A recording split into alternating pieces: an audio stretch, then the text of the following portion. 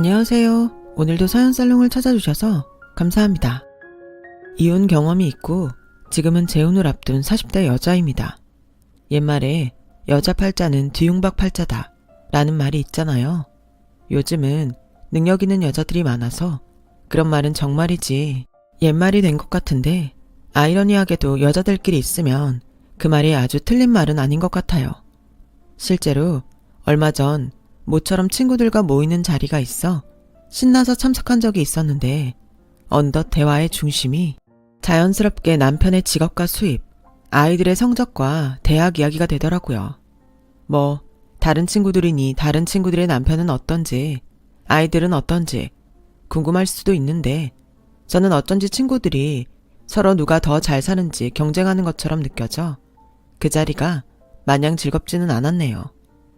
그렇다 보니 함께 있던 친구들 중에는 제가 이혼했던 것 때문에 주눅이 들어 그런가 하고 생각할 수도 있고 또 제가 자신들에 비해 내세울 것이 없어 그렇다고 생각할 수도 있는데 사실 저는 그게 다 부질없는 걸 먼저 경험했기에 솔직히 친구들이 안타까웠어요. 남편이 좋은 직업을 갖고 많이 벌면 물론 좋겠죠. 하지만 그것이 자신의 급을 나누는 기준이 된다는 건 역시 지금 생각해도 뭔가 잘못된 생각인 것 같아요.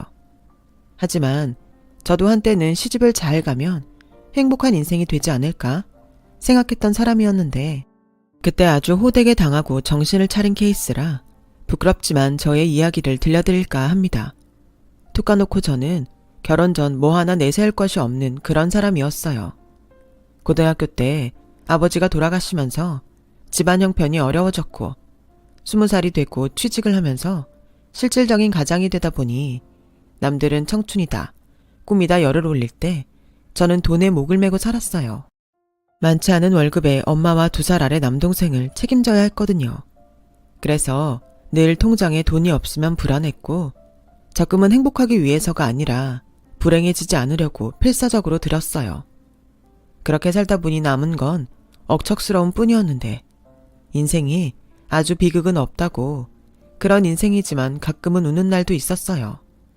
그리고 환경의 영향이지만 생활력 강하다는 칭찬을 자주 들었어요. 그게 제 인생의 득이자 독이 되었죠. 남편을 만난 건 30살이 되던 해였어요. 직장 선배의 아는 지인이었죠. 남편은 첫 인상부터 뭔가 달랐어요. 지적인 이미지에 말도 센스 있게 잘해서 그냥 보고만 있어도 홀린 듯 했으니까요. 한마디로 제가 남편한테 홀딱 반한 거예요. 그렇다고 먼저 말을 걸 용기는 없었는데 우연인지 필연인지 남편과 저는 사는 동네가 꽤 가깝더라고요. 그래서 돌아가는 길에 몇 마디 나눌 기회가 있었고 몇 번 출근길과 퇴근길에 마주치다 남편이 먼저 이것도 인연인데 동네 친구, 술 친구 하자고 해서 그때부터 본격적으로 남편과 가까이 지내게 되었어요. 그리고 처음으로 단 둘이 술을 마시기로 한 날 남편은 조금 취한 얼굴로 저에게 이런 말을 했었는데요. 사실 그 말이 저한테는 꽤 쇼킹했어요. 선주 씨는 꿈이 뭐였어요? 꿈이요? 글쎄요. 뭔가 되고 싶은 게 있었던 것 같기는 한데 집이 어려워서 그런 걸 생각할 겨를이 없었어요. 그저 저희 가족이 힘들지 않길 바랬죠. 그게 제 꿈이었어요. 선주 씨는 정말 착한 사람이네요. 저도 어릴 때 집이 많이 어려웠어요. 그래서 법대에 너무 가고 싶었는데 못 갔어요. 저 공부도 진짜 좀 했거든요. 그래도 집에 돈이 없으니까 엄두를 내지 못했어요.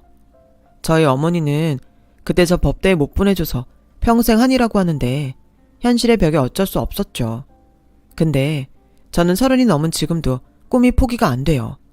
저 이상한가요? 아니요, 멋진데요. 아무리 현실의 벽이 부딪혀도 포기하지 않은 거잖아요. 다른 사람들 같았으면 진작에 포기했을 건데. 정말 그렇게 생각해요? 저 선주씨 같은 사람 처음 봐요. 다들 미련 떤다고 청승 맞다고 하는데. 저 오늘부터 선주씨 좋아해도 돼요? 처음엔 남편의 그 말이 농담인 줄 알았어요. 물론 저는 남편을 마음에 두고 있었지만 마음을 숨기고 있었기 때문에 내색하진 않았는데 남편의 농담에 가슴이 콩닥콩닥 뛰었더랬죠. 하지만 남편의 말은 농담이 아니었고 그 후로는 어쩐지 저를 대하는 태도가 달라졌는데 그동안 너무 연애를 안 한 탓인지 남편의 그 대우가 너무 좋았어요. 매일매일이 설렐 만큼이요.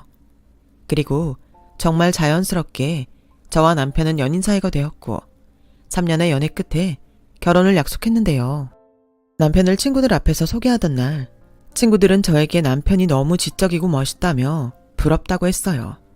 남들에게 부럽다는 말을 처음 들었던 저는 저도 모르게 어깨가 으쓱해졌고 하루라도 빨리 남편과 결혼하고 싶다는 생각이 들었는데 큰 어려움 없이 결혼을 하고 작지만 신혼생활을 나름 즐기고 있을 즈음 남편이 다니던 직장이 힘들다 하더니 결국 부도가 나버렸어요.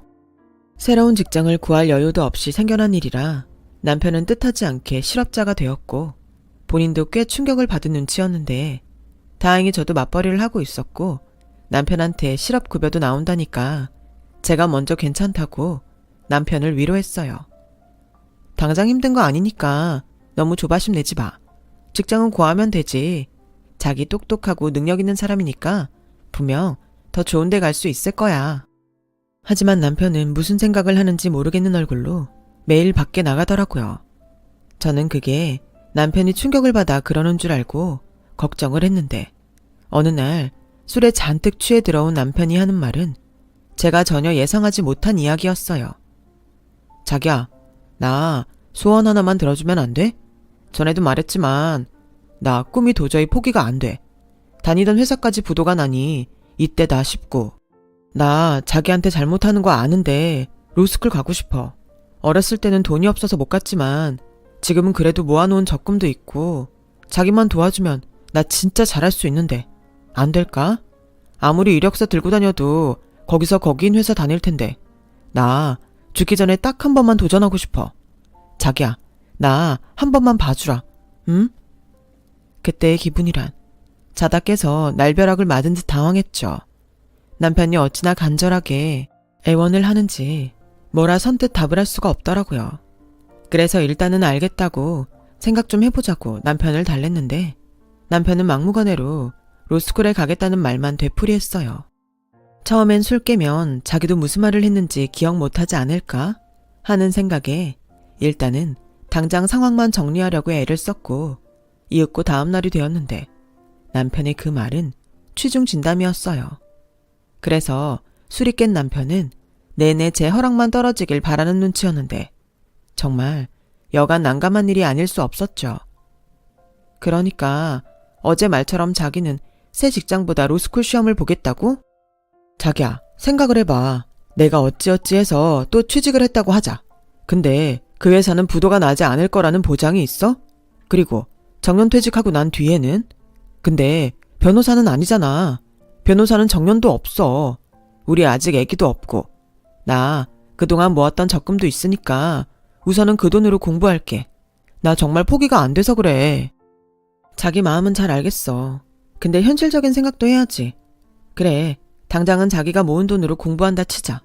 그래서 합격하면 그럼 학비며 생활비는 그걸 다 나 혼자 감당하라고? 그게 현실적으로 되겠어? 물론 힘들 거라는 거 알아. 대신 내가 밤에는 대리운전이라도 할게. 최대한 생활비 나오지 않도록 돈 안 쓰고 진짜 공부만 할게. 자기도 알잖아. 그리고 나 한다면 해. 우리 집 형편 때문에 대학도 못 가는 거 내가 돈 벌면서 기 쓰고 갔잖아. 나한테 투자한다는 생각으로 조금만 생각해주면 안 될까? 로스쿨 시험 떨어지면 그때는 두말 않고 포기할게. 단념할게. 저는 난감했지만 남편이 그렇게 원하면 그래, 한 번은 도전해보는 것도 나쁘지 않겠다고 생각했어요. 남편을 무시하는 건 아니지만 로스쿨 시험이라는 게 그렇게 쉽지 않을 거고 자기 입으로 시험에 떨어지면 마음을 접는다고 하니까 이참에 미련도 버리면 좋겠다는 생각도 있었고요. 그래서 당장은 버틸 수 있으니 그렇게 하라고 했어요. 그러자 남편은 저와 결혼했을 때보다도 세상 다 가진 것처럼 행복해했고 저한테도 무척이나 고마워했는데 솔직히 진심으로 응원하는 건 아니었지만 싫지는 않았어요. 하지만 저희 친정에서는 그 사실을 알고 그리 좋아하진 않으셨어요. 왜 아니겠어요. 그동안 가족들 때문에 고생만 한 딸이 결혼해서 이제 좀 평범하고 행복한 생활을 하나 했는데 결혼한 지 얼마 안 돼 남편 공부 뒷바라지를 하게 되었으니 속상하셨겠죠. 그래서 친정엄마가 저를 말리기도 했는데요. 너 생각 잘해야 해. 그게 어디 쉬운 일이야? 지금이라도 못한다고 해. 엄마, 걱정하지 마. 당장은 그이가 모아둔 돈도 있고 아직은 우리 애도 없어서 내가 벌면 그렇게 못할 일은 아니야. 그래도 엄마는 네가 걱정이지. 이제야 남편 그늘에서 편하게 사나 했는데. 나 편해. 그리고 그이 평생 소원이라잖아. 그럼 한 번은 해봐야 하지 않겠어? 물론 나도 불안하지 않은 건 아닌데 자기 입으로 시험 떨어지면 미련 접는다고 했으니까 떨어지면 떨어지는 대로 붙으면 붙는 대로 나쁠 게 없어. 혹시 알아? 이서방이 나중에 변호사 돼서 성공할지. 그게 말처럼 쉬우면 다들 한다고 했겠지. 아무튼 네 생각이 정 그러면 어쩔 수 없는데 이서방 공부하는 거 보고 이건 아니다 싶으면 그때 못하겠다 해야 한다. 알겠지? 알겠어. 저는 그렇게 걱정만 하시는 친정엄마를 달랬어요. 그리고 남편이 공부를 시작했다는 사실을 안 시어머니는 저희 엄마와는 정반대의 반응을 보이셨는데 한 번은 반찬을 이것저것 잔뜩 만들어서 찾아오셨는데 눈물까지 그렁그렁 하셔서는 저에게 이렇게 말씀하셨어요. 얘, 내가 너한테 얼마나 고마운지 모른다. 이런 말 해봤자 뭐하나 싶지만 네 남편이 어릴 때 그렇게 공부를 잘했어. 형편 좋은 집에 태어났으면 벌써 판검사, 변호사 다 했을 거다. 근데 하필 가난한 우리 집에 태어나서 내가 얼마나 미안하고 원통했는지 몰라.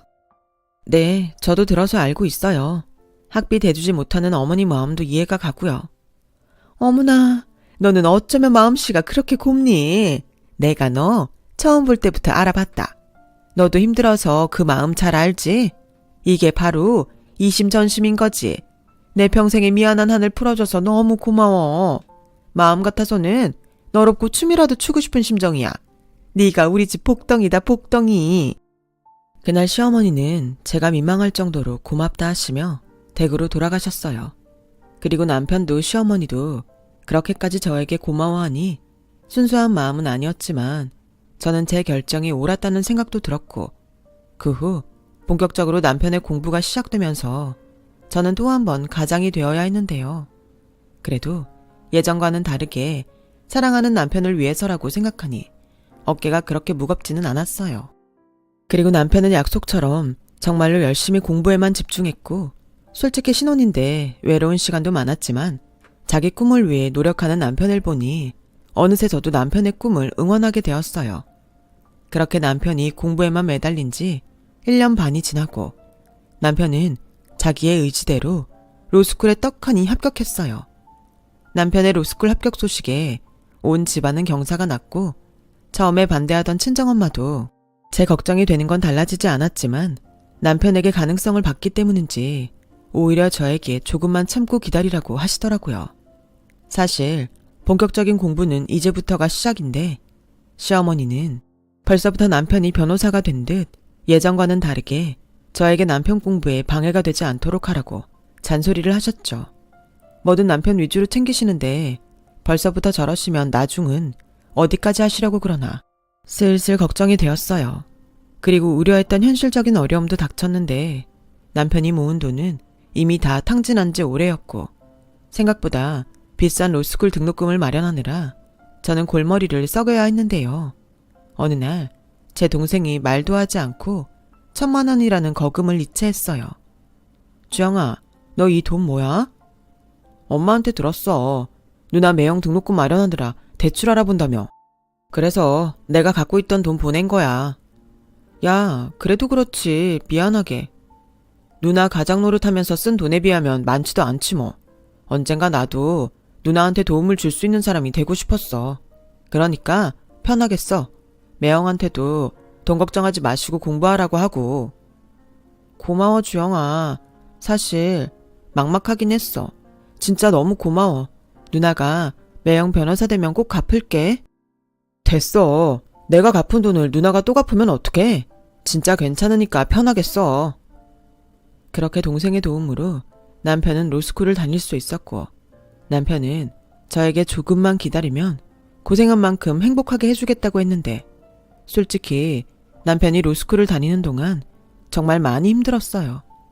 제 벌이가 무슨 억대 연봉도 아니었고 신혼집으로 마련한 전셋집도 계약이 만료되어 보증금도 올려줘야 했는데 저 혼자 벌어서는 역시 한계가 있더라고요.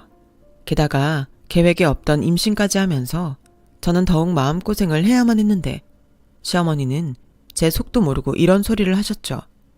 뭐? 임신? 너는 도대체 몸 관리를 어떻게 한 거야? 네가 지금 임신할 때야. 네 신랑 공부하는데. 아, 너는 어쩜 그렇게 생각이 짧니? 두말할 것 없다. 그 아이는 없던 아이로 하자. 그리고 이건 너랑 나 둘만 아는 비밀로 하고 재현이한테는 아무 소리 하지 마. 괜히 공부하는데 신경 쓰인다. 어머니, 물론 계획에 없던 아이는 맞지만 어떻게 그래도 그런 말씀을 하세요? 저는 그렇게 못해요. 아무리 재현 씨 공부가 중요해도 생명보다 더 중요하진 않잖아요. 어머, 얘 하는 소리 좀 봐. 뭐가 더 중요하다고? 너 그러다 재현이 변호사 못 되면 그때는 어쩔래? 있는 돈 없는 돈 끌어다가 어렵게 시키는 공부면 어떻게 해서든 한 번에 끝낼 생각을 해야지. 애는 네 남편 변호사 되고 나서 다시 만들면 되지 않니? 그래도 저는 그럴 순 없어요. 조만간 재현 씨한테도 말할 거고 저희가 알아서 할게요. 뭐야? 너 그러니까 나 보고 빠져라 이거야? 오라, 너 지금 보니? 네 남편 공부하는데 내가 한 푼 보탠 거 없으면서 왈가왈부하지 마라. 뭐 그런 거냐? 내 참 서러워서. 저는 할 말은 많았지만 어떤 말도 하고 싶지 않았어요. 어차피 서로 뜻을 굽힐 생각이 없으니 괜히 몇 마디 더해서 일을 키우고 싶지 않았죠. 그리고 그날 저녁 남편에게 임신 사실을 이야기했는데 남편 역시 썩 반기는 얼굴은 아니었어요. 자기 그동안 피임약 안 먹었어? 약이 독해서 안 먹은 지 꽤 됐어. 아니 그러면 말을 했어야지. 이제 어쩔 거야? 그 애 낳을 거야? 무슨 말이 그래. 낳을 거야. 당연히 낳아야지. 자기 어머니는 자기 공부 방해되니까 지우라고 하시는데 나는 그렇게 못해. 우리 엄마야. 우리 걱정되니까 그러셨겠지. 당신이 도와줄 수 있는 게 없으니까. 자기는 자기 어머니 마음은 잘도 알면서 내 마음은 몰라줘? 자기도 이해 지었으면 좋겠니? 아니야. 자기가 원하면 나. 대신 내가 공부 때문에 도와줄 수 있는 게 없잖아. 애 키우려면 돈도 많이 들어갈 테고. 난 자기 고생할 거 생각해서 하는 소리였어. 오해는 하지 마. 응? 제가 마음이 꼬여서 그랬는지 저는 남편의 말에도 마음이 풀리지 않았어요. 그리고 저희 임신 사실을 안 친정엄마는 아무 말도 하지 못하시고 한숨만 쉬셨는데 며칠 동안 끙끙거렸는지 일주일이 지나고 전화가 걸려왔어요. 아이 낳으면 당신이 지금 다니는 직장 그만두고 키워주시겠다고요.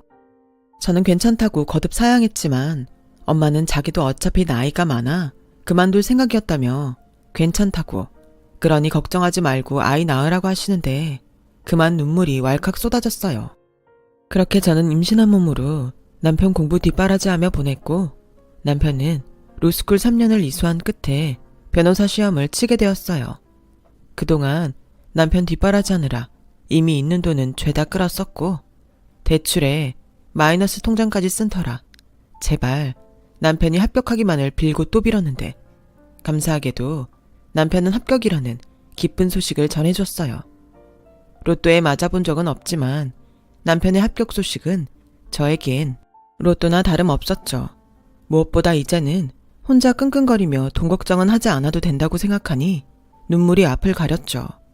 시험에 합격한 남편 역시 자기가 여기까지 올 수 있었던 건 모두 저의 도움 때문이었다며 고맙다고 했고 친정 식구들은 물론이고 시어머니까지 너무나 기뻐하시니 이제야 비로소 진정한 행복이 시작되는구나 설렜어요. 그 후 남편은 실무 수습 기간이라는 것을 거쳐 한 변호사 사무실에 취직했어요. 그때 저는 출산이 임박해 다니던 직장을 그만뒀는데 시어머니는 어느새 변호사 아들을 등에 업고 완전히 다른 사람이 되어 저를 당황하게 만드셨는데요. 예, 내가 가만히 생각하니 한 번은 짚고 넘어가야 할 것 같아서 내 너를 찾아왔다. 지금부터 내가 하는 말 똑똑히 명심해라.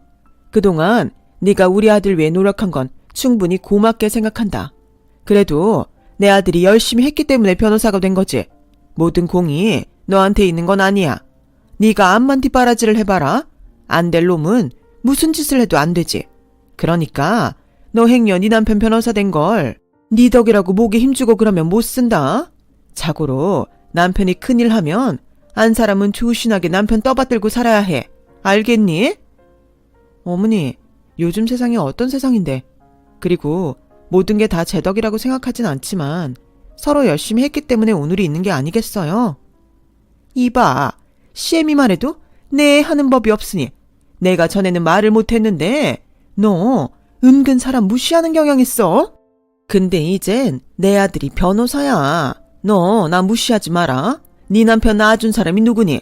그리고 아무리 요즘 세상이라고 하지만 지아비 섬기는 건 당연한 거야. 그동안 네가 돈 번다고 내 아들을 네 아래로 생각했을지 모르겠지만 지금은 상황이 완전히 바뀌었잖니? 넌 백수고 내 아들은 변호사인데 이제는 처지가 완전히 달라졌다는 거지. 그러니까 이제부터는 무조건 네 남편을 네 위에 있다고 생각하란 말이야. 토달지 말고. 저는 황당하다 못해 시어머니의 말에 당황했어요. 전에도 남편이 로스쿨 합격했을 때도 그러시더니 시어머니의 태도는 완전히 바뀌었고 예전 저에게 자기 집의 복덩이라며 업고 다니고 싶을 정도라던 시어머니의 모습은 흔적도 없이 사라졌더라고요. 그래서 솔직히 앞으로의 결혼 생활이 걱정되긴 했지만 남편이 변호사가 되어 기뻐서 저러시나 한 번은 그냥 넘어가려 했는데 시간이 지나면 지날수록 시어머니의 도를 지나친 말과 행동은 계속됐어요. 저는 출산 후 조리원에 가지 못하고 집에 와야 했는데 보통 조리원은 임신 초에 예약을 해야 하는데 그때 당시 돈이 없어 예약을 못했거든요. 그런데 시어머니는 남편이 변호사인데 궁상맞게 집에서 산후조리를 하냐며 핀잔을 주셨고 급기야 산후조리 중에 몰골도 말이 아니고 아기도 3, 7일이 지나지 않아 조심스러운데 시어머니는 그런 것들을 전혀 개의치 않으시며 시도 때도 없이 친구분이나 아는 지인들을 저희 집에 데리고 오셔서는 변호사 아들을 자랑하셨어요. 게다가 산후조리는 저희 친정엄마가 저희 집에 오셔서 해주고 계셨는데 그런 저희 엄마에게 커피를 좀 타와라, 점심상을 차려줘라, 급기야 술상까지 차려달라시니 그건 도저히 참을 수가 없었죠. 하지만 저희 엄마는 제가 욱할 때마다 저를 말리셨고 저는 하도 답답해 퇴근한 남편을 붙잡고 도저히 못 참겠으니 당신이 알아서 얘기 좀 해달라고 말을 했는데 남편은 인상을 찌푸리더니 저에게 이렇게 말을 했어요. 나 요즘 진짜 힘들거든? 예전에 공부할 때보다 10배, 아니 100배는 더 힘든 것 같아. 근데 나 자기한테 말 안 하잖아. 물론 우리 엄마 일이라서 말하는 거겠지만 난 괜찮으니까 자기 하고 싶은 말 있으면 생각하지 말고 직접 해. 우리 엄마 다른 사람들처럼 말 안 통하고 그런 사람도 아니고 상식 없는 사람도 아니니 자기가 잘 말씀드리면 아실 거야. 자기는 어쩌면 남 얘기하듯이 그래? 자기 바쁜 건 알겠는데 잠깐이라도 전화할 시간은 있잖아. 내가 말하면 서로 불편해질 텐데 그 생각은 안 들어? 그리고 상식 없는 사람이 아니라고? 아예 아직 3, 7일도 지나지 않았는데 외부인 막 데리고 오셔서 사돈한테 차 내놔라, 식사 차려라, 술상 내오라 하는 게 상식이야? 아, 그럼 나더러 어쩌라고. 엄마가 기분 좋아서 조금 오버하는 것까지 내가 말려야 해? 우리 엄마는 뭐 평생 자기 눈치만 보고 살아야 하냐고. 그냥 좀 지나갈 순 없어? 아니, 도대체 전에는 안 그랬으면서 왜 바가지를 긁지? 회사 그만두니까 할 일이 없어서 그래? 저는 한심하다는 듯 저를 쳐다보며 이야기하는 남편에게 실망했어요. 시어머니만 변했다고 생각했는데 남편도 변했더라고요. 물론 자기 부모 욕하는 소리 좋게만 들을 수 없겠지만 그래도 산후조리로 고생하는 저를 위해 그 정도도 해줄 수 없는 건가? 저는 서럽기까지 했어요. 그래서 다음날 여지없이 친구들을 데리고 온 시어머니에게 대놓고 조심해달라 말씀을 드렸고 시어머니는 친구들 앞에서 망신을 당했다고 생각했는지 얼굴이 시뻘겋게 되어서는 저에게 손가락질까지 하시며 화를 내셨는데요. 속상하게 그 모습을 저희 엄마가 모두 보셨어요. 아니, 너는 며느리가 돼서 시애미 기분 맞춰주는 게 그렇게 어렵냐? 막말로 네 남편 이제 개인 사무실 차리면 그 덕은 너 혼자 볼 텐데 이것도 못 참아. 그리고 내가 변호사 아들 줬음 알아서 나한테 용돈이건 선물이건 척척하고 그래야지. 이건 뭐 입을 싹 닦으니? 내가 말을 안 해서 그렇지 얼마나 창피한 줄 알아? 어머니, 입을 닦다뇨. 저희 형편 뻔히 알면서. 그이 이제 막 변호사 돼서 돈벌이 하는 건데 저희가 그럴 여유가 어딨어요. 60만 원 여우 같은 것. 너 아직도 네 덕에 내 아들이 변호사 됐다고 생각하지? 웃기지 마. 내 아들이 똑똑해서 내 아들이 잘나서 그런 거야. 사돈, 가만히 듣자 하니 저도 못 참겠네요. 저희 애가 참다 오죽하면 그런 말씀을 드렸겠어요. 그리고 아들 가지고 장사하시는 것도 아닌데 뭘 그렇게 바라세요. 이 서방이 아무리 똑똑해도 저희 딸이 뒷바라지 못했음 그 변호사 간판도 없는 겁니다. 뭐예요?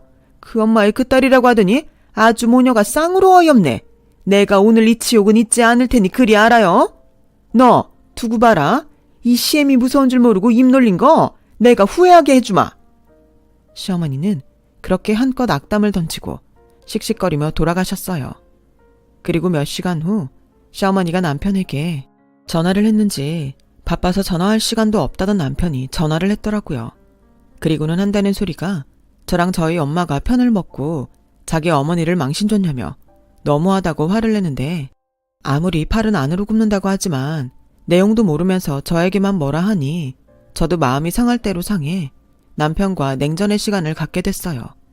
그러는 중 가장 친한 친구가 공짜 레스토랑 이용권이 생겼다며 저만 괜찮으면 같이 식사를 하자고 했고 이제 3, 7일도 지났으니 친정엄마가 아기는 당신이 볼 테니 나가서 기분 전환이라도 하고 오라고 해서 모처럼 밖에 나갔는데 저는 그곳에서 제 눈을 의심할 수밖에 없었어요. 저희 남편이 어떤 제 나이 또래의 여자와 단 둘이 하하호호하며 식사를 하고 있었거든요. 저는 남편이 바람이라도 났나 싶어 대번에 남편 앞으로 다가갔고 당황한 남편은 말까지 더듬으며 저에게 말을 했는데 변호사 된 지 얼마나 됐다고 이러나 싶어 헛웃음까지 나왔어요. 자기야, 여기는 어떻게, 우선 오해하지 말고 나랑 얘기 좀 하자. 남편은 저보다는 같이 있던 여자의 눈치를 보며 저를 구석진 곳으로 끌고 갔고 한다는 말이 몇 달 전 이혼 때문에 자신에게 변호를 의뢰한 의뢰인인데 그때 자기를 좋게 봐서 사무실을 내준다고 제의를 해서 그 이야기를 하는 자리라고 했어요. 지금 그 말을 나더러 믿으라고? 정말이야. 내가 자기 두고 설마 딴짓을 하겠어? 저 여자 당신보다 나이도 많고 애도 중학생이래. 나도 눈이 있지. 그리고 저 여자 여기저기 투자하는 데 많아. 사무실도 그 중에 하나일 뿐이야. 하지만 나한테는 기회잖아. 저는 술술 말을 이어가는 남편을 보고 어리석게도 긴가민가 했어요. 남편 말이 정말이라면 좋은 기회는 맞는 것 같은데 변호사 된 지 얼마나 됐다고 벌써 저런 제의가 올까 의문도 들었죠. 하지만 이 사실을 안 시어머니는 능력도 없는 게 시기 질투만 많다며 또 한 소리를 하셨는데 지난번 일로 저에게 감정이 좋지 않은 시어머니는 급기야 저에게 하지 말아야 할 소리까지 하셨어요. 내 아들이 너를 만나기 전에 변호사였다면 너같이 수준 차이 나는 여자를 쳐다나 봤겠니? 고졸 주제에 그냥 엎어져서 고맙습니다 하고 살아도 시원찮을 마당에 난 내 아들이 지금이라도 능력 있고 수준 맞는 여자랑 살았으면 좋겠다. 그게 내 솔직한 심정이야. 어머니, 어떻게 그런 소리를 제 앞에서 하세요? 전에는 남편 뒷바라지에 져서 고맙다면서요. 어떻게 사람이 이렇게 바뀌어요? 너야말로 온순한 줄 알았더니 아주 애가 못쓰겠구나. 난 조강지처고 핏줄이고 그런 거 없어. 내 아들이 이혼한다고 하면 그래 어서 해라. 쌍수 들고 환영할 게다. 저는 이쯤이면 시어머니도 제정신이 아니라고 생각했어요. 아무리 어려도 당신 손주가 저렇게 있는데 그런 막말을 하다니 상종하고 싶지 않더라고요. 그리고 남편의 말이 가짜인지 진짜인지 당장은 알 수 없어 두고 보려고 했는데 남편은 그 뒤로 아주 대놓고 밤늦게도 통화를 했고 주말에도 그 여자를 만나러 나갔는데 저와 아이는 완전히 뒷전이었어요. 변호사만 되면 행복하게 해주겠다고 그렇게 약속을 하더니 역시 사람은 화장실 들어갈 때와 나올 때 마음은 다른 건가? 지난 저의 고생이 아깝게만 느껴지더라고요. 이럴 줄 알았다면 뒷바라지 못한다고 버틸걸. 후회도 됐어요. 아무튼 그 뒤로 남편은 자기 이름으로 사무실을 낸다며 아주 들떠 있었고, 아무리 생각해도 경력이 별로 없는데 바로 사무실을 내는 건 좀 위험한 것 같아 남편을 말려보려 했는데, 남편은 아무것도 모르면서 나서지 말라고 저를 무시하더군요. 어차피 그 여자가 모든 돈을 투자하기로 했으니 더는 제 도움이 필요 없다는 거였죠. 상황이 이렇게 되니 저는 슬슬 불안했어요. 이러다 아직 아이도 어리고 남편 뒷바라지하느라 모아놓은 재산도 없는데 남편한테 버림받을까 무섭더라고요. 그래서 애써 설마 그러겠어? 하는 마음으로 불안을 떨쳐내려고 했는데, 그러면 그럴수록 저를 덮쳐오던 불길한 예감은 현실이 되고 말았어요. 남편과 또 시어머니와 틀어진 이후로 6개월 정도가 지났는데 어느덧 남편이 사무실 인테리어가 끝나 개업을 한다고 하더라고요. 그래서 당연히 저도 그 날짜에 맞춰 음식도 마련하고 손님들 맞이할 준비를 해야겠다고 생각했는데, 남편이 저에게 오지 않아도 된다고 하더라고요. 뭐? 나보고 오지 말라고? 오지 말라는 게 아니라 애도 아직 어리니까 자기는 집에 있는 게 좋겠다고. 어차피 요란스럽게 할 생각도 없으니까. 그 말이 그 말이잖아. 그럼 어머니도 안 가셔? 아니, 엄마는 오는데 그냥 구경 오고 싶으신 거야. 자기도 알잖아. 우리 엄마 나 변호사 된 뒤로 자랑하고 다니는 낙으로 사는 거. 그럼 나도 갈래. 시어머니도 가시는데 아내인 내가 안 가는 게 이상하지. 은지는 엄마한테 부탁하면 돼. 내가 싫다고. 왜 애를 자꾸 장모님한테 맡겨. 그리고 개업하는 날 관계자들 많이 오는데 자기가 거기에 왜 끼려고 들어. 자기가 급이 맞아? 뭐라고? 급? 자기 말이 좀 그렇다. 실컷 내 도움으로 변호사 되더니 이제는 급이 안 맞는다고? 에휴, 내가 너 또 그 소리 안 하나 했다. 그래, 아주 대단히 고마워. 근데 사골도 아니고 그만 우려 먹어라. 솔직히 너도 나 잘되면 호강할 마음으로 투자한 거잖아. 그럼 벌어다 주는 돈이나 받으면서 고맙다 하면 되지. 왜 자꾸 사람을 건드려? 남편은 그렇게 말하고 휙 나가버렸어요. 그 말을 듣는데 저도 많이 놀랐는지 손이 바들바들 떨렸고 심장까지 떨리는 게 진정이 되지도 않았고, 저는 하도 오지 말라고 하니 거꾸로 오기가 생겨서 남편의 사무실 개업식 날 남편 몰래 사무실을 찾아갔어요. 그런데 제가 사무실에 도착하자 시어머니를 비롯한 시댁 친척들이 모두 와 있었고, 시어머니는 전에 봤던 투자자라는 여자를 옆에 끼고 꽤나 친한 듯 말을 하더니 친척들에게 인사를 시켰어요. 여기 우리 며느리 멀리서 올라오느라 힘들었죠, 형님? 아니, 뭐가 힘들어. 우리 변호사 조카 보러 오는데 드디어 우리 집도 재현이 덕에 사자 집안이 되는 건가? 그렇다니까요, 형님. 우리 며느리 덕에 이렇게 번듯한 사무실까지 있으니 이제 돈 버는 일만 남았죠. 동서는 좋겠어. 동서는 무슨 복이 많아서 그래? 본처랑은 이혼 잘했고. 그럼요. 지가 뭐라도 되는 줄 알고 하도 설쳐서 단칼에 내쫓았죠. 진작에 이혼 소송에서 끝났고 이젠 진짜 짝이랑 행복할 일만 남았어요. 정말 미치고 팔짝 뛸 노릇이었어요. 투자자라고 하더니 사실 그 여자는 남편의 내연녀였죠. 그 돈 많은 내연녀에 홀랑 빠져 멀쩡한 저를 이혼했다 소개하는 시어머니를 보고 있자니 제정신으로 있기 힘들더라고요. 그래서 저는 오늘 여기 완전히 뒤집어버린다는 생각으로 사무실 앞에 놓여있는 화분이며 화환을 부수기 시작했어요. 그대로 사무실 안까지 쳐들어갔는데 남편과 시어머니가 마치 귀신을 본 듯 혼이 쏙 나갔지 뭐예요. 하지만 그들은 익숙하게 보는 시선들을 의식하며 거짓말을 하기 시작했어요. 자기야, 아니 너는 여기가 어디라고 와서 행패야. 우리 끝난 거 잊었어? 그래, 끝났으면 인정을 하고 지 살 길 찾아야지. 어디서 내 아들 앞길을 막아.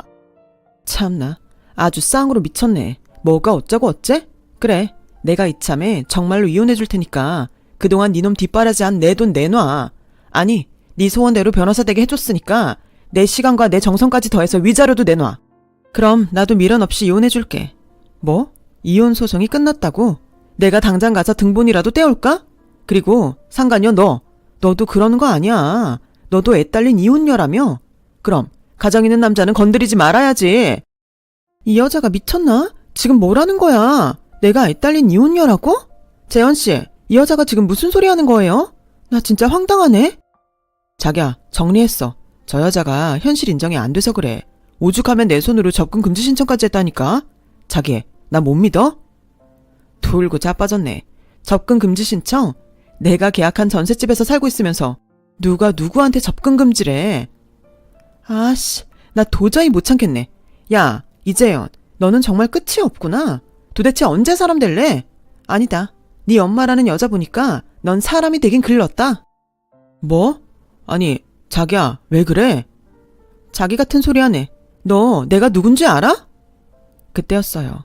순식간에 경찰들이 들이닥쳤고 남편의 손엔 수갑이 채워져 있었는데 저는 너무 당황스러워 아무 말도 못하자 그 여자가 저에게 이런 말을 해줬어요. 놀라셨죠? 근데 이렇게 하지 않으면 저 새끼 잡을 수가 없어서요. 사모님 남편 사기꾼이에요.